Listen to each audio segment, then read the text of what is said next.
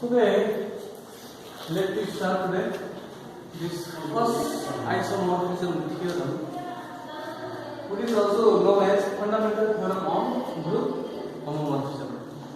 Group homomorphism को लागि यो fundamental theorem पनि हो. यो के हो, यसको के भनाइ छ, त्यसलाई बुझौँ. यो इम्पोर्टेन्ट पनि छ. यसले भन्छ if phi G to G dash is a group homomorphism. Suppose that there is, let's say, G and G dash is codomain, and phi is a group homomorphism of G to G dash, which is also mapping. Okay? Phi is also mapping from G to G dash, which is homomorphism also. Homomorphism पनि हो पहिलो criteria. With kernel के भनेको G को भित्र एउटा यसको kernel के छ, kernel के भनेको यस्ता एलिमेन्टहरुको collection. The collection of such elements which maps to identity of G dash. Identity को map गर्छ. Then G by K भनेको यो K ले G by K भनेको G का एलिमेन्टहरुसँग बनाउने कोसेटहरुको collection. Either that is right coset or left coset. It means एउटा कोसेटहरुको पनि एउटा कलेक्सन छ गरे. एउटा कोसेटहरुको कलेक्सन भनेको G by K. यस्तो कोसेटहरुको कलेक्सन यहाँबाट आएको कोसेटहरु is isomorphic to G dash. This coset will be isomorphic to G dash. यसको भित्र यो के ले बनाएको कोसेटहरुको कलेक्सन G dash सँग के हुन्छ, आइसोमर्फिक हुन्छ भनेर यसरी चाहिएको यो थ्योरमलाई प्रुभ गर्नु छ. Okay, so we have to show that G by K is isomorphic to G dash. त अब यसमा हामीले एउटा कुरा बुझ्नुपर्ने कुरा के छ भने phi is onto mapping. So every element of G dash has a free image. इसको हरेक एलिमेन्टको के हुन्छ, एउटा प्री इमेज हुन्छ. त्यसकारणले यो G dash को भ्यालु एक्ज्याक्टली phi G सँग इक्वल भइरहेछ. Otherwise phi G is always subset of G dash. यसको सबसेट हुन्छ. तर अन्टु म्यापिङ हुन कारण कुनै एलिमेन्टलाई यो सबैको प्री इमेज छ भने यो दुईटाको भ्यालु के भइहाल्छ, सेम भइहाल्छ. त हाम कुनै किताबमा के हुन्छ भने G by K is isomorphic to G dash भने हुन्छ भने कुनै किताबमा G by K is isomorphic to phi G भन्छ. कहिले G dash नलेखेर के लेख्छ, phi G. त दुईटैको मतलब के भयो, सेम हो. त ठीक छ. अब यसलाई प्रुभ गर्नको लागि मैले के गर्छु भने एउटा म्यापिङ, एउटा छुट्टै म्यापिङ मैले डिफाइन गर्छु. त्यो म्यापिङ यहाँबाट यसको बीचमा मैले एउटा म्यापिङ डिफाइन गर्छु. I will define a sign यहाँबाट लिएर यहाँको लागि एउटा म्यापिङ डिफाइन गर्छु. र पछि मैले के देखाउँछु भने यो म्यापिङ पहिलो त मैले देखाउँछु मैले डिफाइन गरेको म्यापिङ वेल डिफाइन छ, यस्तै मैले डिफाइन गरेको छैन. दोस्रो मैले देखाउँछु मैले डिफाइन गरेको म्यापिङ 1 to 1 छ. तेस्रो मैले देखाउँछु मैले डिफाइन गरेको म्यापिङ onto छ, that is onto also. And finally I will show our mapping psi is homomorphism. Homomorphism पनि भइहाल्छ, 1 to 1 पनि भइहाल्छ, अन्टु पनि भइहाल्छ. वेल डिफाइन पनि भयो भने तपाईको यसको बीचमा आइसोमर्फिक रिलेसन भइहाल्छ. तब मैले भन्नु मिल्छ यो सेटसँग के छ, आइसोमर्फिक छ. ठीक छ. त मेरो अब टार्गेट के भयो त एउटा म्यापिङ बनाउनु जुन म्यापिङ यो कोसेटहरुलाई कहाँ म्याप गर्छ, G dash मा म्याप गर्छ. त्यस्तो खालको मैले एउटा म्यापिङ डिफाइन गर्छु. So let me start. मेरो टार्गेट चाहिँ चारवटा प्रोसिजरमा डिपेन्ड गर्छ. So I will start it from let phi G to G dash be a group homomorphism of G onto G dash and KB of kernel of G kernel of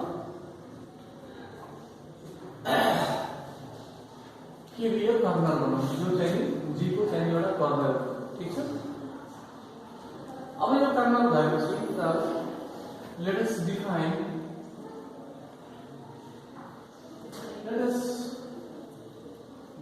the mapping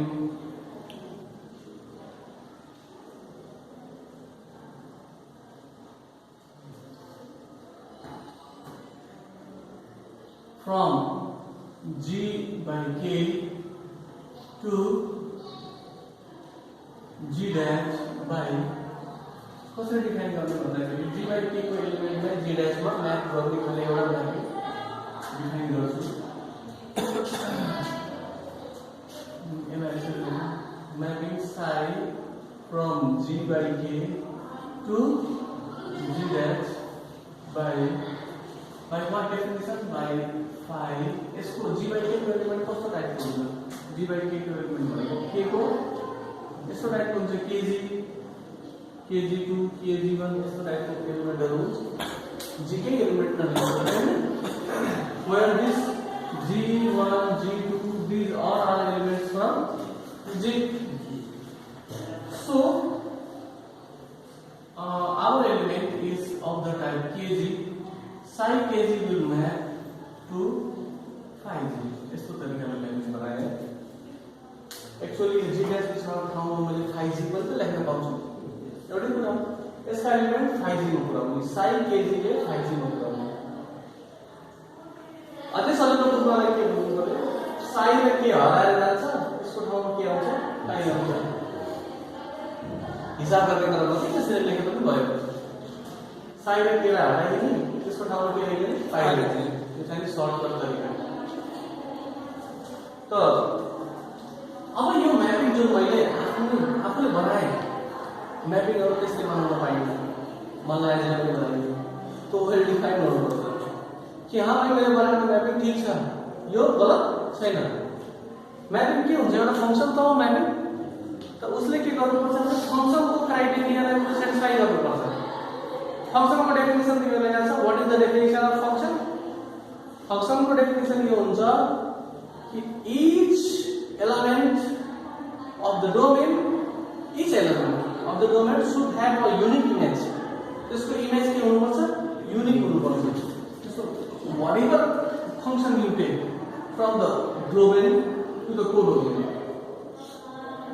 यस लिए भने यसको अथवा यदि file छ अथवा size छ जे पनि छ कुनै पनि म्यापिङ छ भने यसले दिने इमेज के हुनुपर्छ? युनिक हुनुपर्छ। यस्तो नहोस् कि यहाँ अर्को पनि y छ त्यसको पनि यही भ्यालु दियो भने तब यो वेल डिफाइन हुँदैन, किनभने युनिक भएन। y को पनि phi x हो, y को पनि phi x आइरहेको छ। त दुईटाको इमेज एउटा भयो भने त्यो फंक्सन डिफाइन हुँदैन। फंक्सनले के भन्छ भने different elements should have different image. यसको एलिमेन्ट के हुनुपर्छ? छुट्टै हुनुपर्छ, केही सेम हुनु भएन। बरु यसको चाहिँ एउटा कुरा के भन्छ भने यो मैले अलिकति त्यो यो सेटिस्फाई गर्छ। अलिकति भन्दाखेरि गडबड हुन्छ। यो सेटिस्फाई गर्छ। शुड ह्याभ युनिक इमेज भन्छ नि त। phi x को कतिवटा इमेज छ? एउटै छ। यसको पनि त एउटै छ। यो सेटिस्फाई हुन्छ। युनिक इमेज हुनुपर्छ कि x को पनि त्यही इमेज, y को पनि त्यही इमेज हुन पायो। It is possible. Unique image भनेको एउटाको इमेज एउटा। त x को इमेज के दुईटा छ? दुईटा छैन नि। यसको इमेज कति छ? एउटै छ। यसको इमेज पनि एउटै छ। त कुन कन्डिसनमा फलो गर्दैन भने कन्डिसन फलो नगर्ने भनेको यस्तो हो कि x को इमेज कतिवटा भइहाल्छ? दुईटा भइहाल्छ। त one element has two images, the unique image भएन। युनिक इमेज नभएपछि के हुन्छ? फंक्सन हुन सक्दैन। हो यही कुराले यो फंक्सन वेल डिफाइन छ अथवा वेल डिफाइन छैन भनेर पत्ता लाग्छ। र यसलाई पत्ता लगाउनुको चाहिँ तरिका के हुन्छ भने यसलाई हामीले के गर्नुपर्छ भने दुईटा डिफरेन्ट एलिमेन्ट्स दिने कि x एन्ड y। र हामीले मान्ने कि यदि यो दुईटा एलिमेन्ट के छ आपसमा बराबर छ भने यसको इमेज पनि के हुन्छ बराबर हुन्छ यानी दुईटा डिफरेन्ट एलिमेन्ट सेम भए पनि इमेज पनि सेम हुन्छ यानी एउटाको दुईटा इमेज हुनवाला छैन दुईटालाई एउटै मान दियो भने त्यो इमेज पनि दुईटा हुन पाउँदैन त्यो इमेज पनि कतिवटा भइहाल्छ एउटै भइहाल्छ किनभने दुईटा सेम एलिमेन्ट छ भने दुईटा इमेज भइदियो भने डिफरेन्ट भइदियो भने त्यो के हुन्छ फंक्सन 1 to many भइहाल्छ तर 1 to 1 अथवा युनिक इमेज राख्नको लागि for same element there should be same image त यो चाहिँ नि हामीले वेल डिफाइन्ड लाई चाहिँ हामी डोमेनबाट हामी गर्छौं ठीक छ अनि यही कुरा जब 1 to 1 देखाइन्छ नि सेम यसको उल्टो प्रक्रिया हुन्छ 1 to 1 मा के हुन्छ भने हरेक दुईटा अलग-अलग एलिमेन्ट को कोडोमेनका दुईटा अलग-अलग एलिमेन्ट को दुईटा अलग-अलग प्री इमेज हुनुपर्छ भन्छ 1 to 1 देखाउनला कि एउटाको इमेज के होस् एउटा होस् यस्तो नहोस् एउटाको इमेज दुईटा आएको होस् जस्तो एउटाको इमेज त्यहाँ दुईटा आएको होस् यसरी यसमा त के छ भने मैले एउटाको दुईटा इमेज हुन पाएन वेल डिफाइन्डमा वेल डिफाइन्ड गर्दा एउटाको इमेज कतिवटा हुन हुँदैन दुईटा हुन हुँदैन र 1 to 1 मा के हुन्छ भने एउटाको प्री इमेज दुईटा हुन भन्छ के एउटाको प्री इमेज के हुनुपर्छ एउटै हुनुपर्छ तब यो के हुन्छ 1 to 1 हुन्छ त्यसकारणले जब वेल डिफाइन्ड देखाइन्छ तब हामीले डोमेनबाट कोडोमेनमा जान्छौं सेम त्यही प्रक्रिया जब 1 to 1 देखाइन्छ तब कोडोमेनको दुईटा एलिमेन्ट लिएर कहाँ जान्छौं हामी डोमेनमा जान्छौं त यो कुरा चाहिँ जहिले हेर्दै खाउने बेलामा अझै प्रश्न हुन्छ त first I will show that psi is well defined psi हाम्रो well defined छ कि छैन first I will show psi is well defined well defined देखाउनको लागि I will take any two element from the domain let's take psi x sorry इसको element कस्ता element हुन्छ यसको element हुन्छ let kx and ky are any two elements of g by k so that these two elements kx is equal to 1 मानो domain में दुईटा element आपसमा के छ बराबर छ डोमेन में यदि यसको दुईटा एलिमेन्टहरु बराबर छन् भने मैले देखाउनु पर्छ रेंज में गएर पनि यसको दुईटा एलिमेन्टको जुन इमेजहरु छ त्यो पनि के हुन्छ आपसमा बराबर भइहाल्छ इमेज पनि बराबर हुन्छ भनेर देखाउनु छ ठीक छ since kx is equal to ky this will imply that xy inverse is the element of kernel is the element of set coset को प्रॉपर्टी हो नि कोसेट की प्रॉपर्टी हाम्रो के थियो if HA is equal to HB, this will imply that AB inverse belongs to H. This was the property of coset. Right coset or left coset में एउटा property हुन्छ. So, since XY inverse is the element of K, this will imply यसमा यदि हामीले phi ले XY inverse लाई image दिने हो भने यसले कस्तो इमेज दिन्छ? आइडेन्टिटी इमेज दिन्छ. You know, kernel को according to definition of kernel. And now this will imply that phi x dot phi y inverse is equal to identity. अब हामी के गर्नु भने दुईटै साइडमा phi y inverse हामीले phi y is equal to e dash dot phi y. I have multiplied both sides by phi y. So, and this phi y inverse can be written as phi y whole inverse करना पड़ेगा.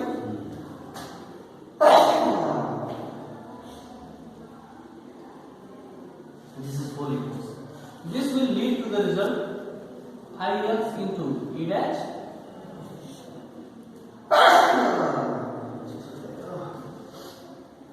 That will be equal to e dash phi y. E dash will vanish. This will be phi x is equal to phi y.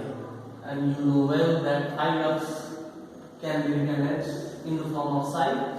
Psi a x equal to psi k y. हेर त interestingly result आयो डोमेनमा दुईटा element बराबर भएको बेलामा हाम्रो त्यहाँ गरे कोडोमेनमा पनि यसको इमेज पनि के भयो सेम एलिमेन्टको इमेज पनि इन्टरनल बराबर भयो it means it gives a unique image यसले के दिन्छ एउटा युनिक इमेज दिन्छ therefore sine is very variable our first target is achieved हाम्रो पहिलो टार्गेट अचिभ भयो अब सेकेन्डमा हामी वाट वान देखाम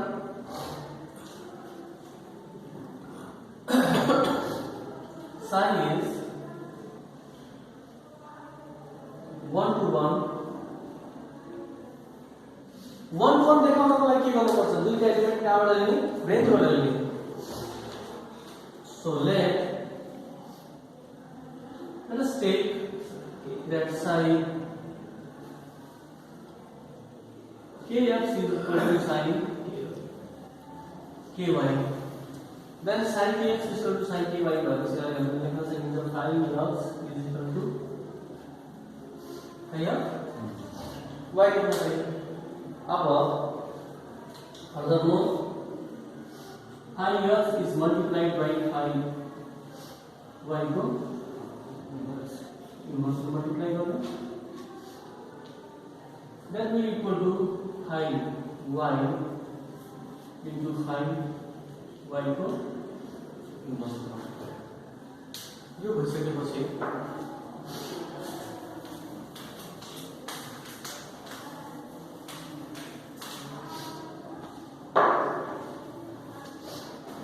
phi x into phi y inverse equal to it is identity element if this implies that phi x y inverse is equal to it is यो भन्ने बित्तिकै phi x y inverse is equal to it is भएपछि यो त कसको element हो कर्मको element हो this implies that x y inverse belongs to the kernel K. अब यो हुने बित्तिकै I can write this is kx is equal to ky y. Just त्यसको रिभर्स चलिरहेछ है अनि kx is equal to ky गर्ने बित्तिकै हाम्रो डोमेनमा इक्वल आयो if the any two different elements of range are equal then the element in the domain is also equal. तो domain को अनि के छ एउटा युनिक प्री इमेज छ युनिक प्री इमेज भएपछि हामीले के भन्छौं this is 1 to 1 and now is you want to 1 पनि हाम्रो satisfied भयो we have satisfied the second property also now we will go through third property that is onto psi is onto mapping so let हामीले रेन्जबाट एउटा element pick up गरौँ let x dash is any element of g dash so since phi is onto mapping phi के छ onto mapping हुनको लागि यसको एउटा pre image g मा त पक्कै हुन्छ so हेर phi र psi मा फरक छ हामीले यो phi भनिरहेको छ phi त गिभन हो नि हामीलाई phi इज onto भनेर phi onto हुनको कारणले हामीसँग डोमेनमा एउटा यसको प्री इमेज अलरेडी हुन्छ so there exists x is the element of in g such that x dash can be written as phi x correctly there is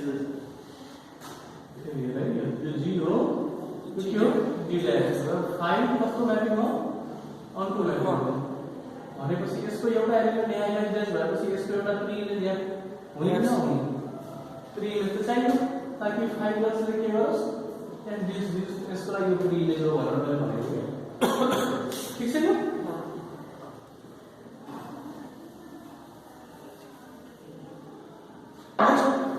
अब phi x equal to हामीले यहाँ सुरुमै भनेछौँ कि phi g भनेपछि यसलाई psi को रूपमा यसको लेख्न पाइन्छ now this element can be written as psi k x okay so we have got that for every element of g dash there is an element in kernel such that phi, the element of kernel will be mapped to x dash. So x dash को एउटा pre-indication छैन. Therefore, for every f dash belongs to g dash, there exists a pre-image kx in kg, so that phi kx equal to x. That is the pre-image of the I. Therefore, psi is onto mapping. So, we have also satisfied our third topic है. त्यसको कुरा पनि हामीले satisfy गर्यौं. अब finally हामीले के कुरा देखाउन बाँकी रह्यो त? Psi is homomorphism भनेर. Psi is homomorphism. Let me see whether psi is a homomorphism or not. Homomorphism देखाउँदाखेरि हामीले दुईटा एलिमेन्ट लिनु पर्यो. डोमेनबाट let kx ky are the two elements of the cosets, right cosets of kernel.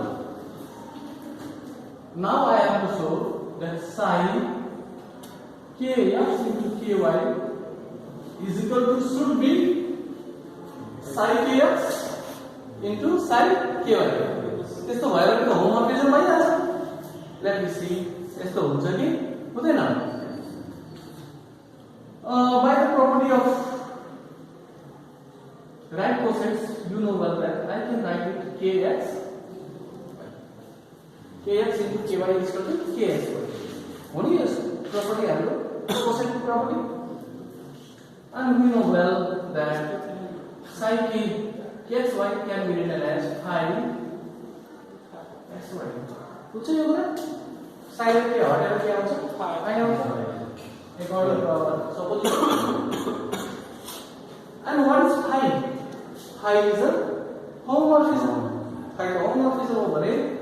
It can give us the result phi as phi y. And again phi can be converted to psi by psi kx psi ky. Look, homomorphism I can. हम चारों पूरा complete हो. Therefore we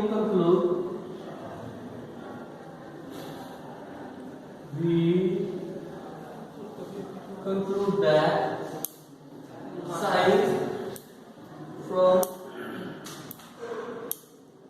gk to g dash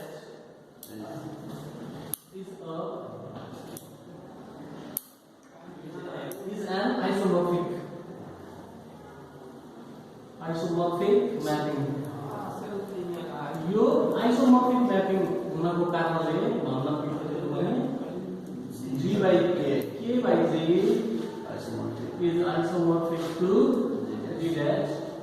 The bracket में और phi g भनेर भन्नुहुन्छ है और phi g, and this is isomorphic to this or phi g भनेको पनि यही हो. तो यो हामी के गर्छ र sometimes formula सुरु गर्दाखेरि g dash सँग isomorphic मा देखाएर कुनै ठाउँमा phi g सँग पनि देखाउँछ. त्यो पुरो एउटै हो. खाली g dash को ठाउँमा हामी के लेख्ने हो? phi g लेख्ने. यसरी चाहिँ हाम्रो फर्स्ट आइसोमर्फिज्म थ्योरम कम्प्लिट भयो. अब के सोध्नु के क्वेशन अन्टु वालाको नियम के हुन्छ भने हरेकको प्री इमेज हुनु पर्छ भन्छ कि अन्टुले. त पहिला मैले के गरे g dash मा एउटा एलिमेन्ट लिएँ.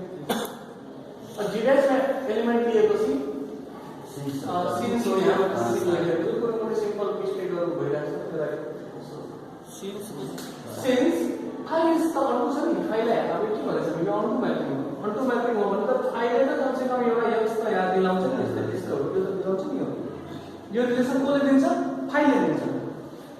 अनि यो रिलेसन आउने बित्तिकै यसलाई यस्तो लेख्न पाइयो. यसलाई गिभिङ र टेक हामीले सपोजिसनबाट यसलाई यस्तो लेख्ने बित्तिकै यसको लागि चाहिँ यो इमेज भयो नि. त्यही भएर यो यसको लागि यो प्री इमेज यहाँ आयो. therefore psi is onto mapping. ल अरु भन्नु ओके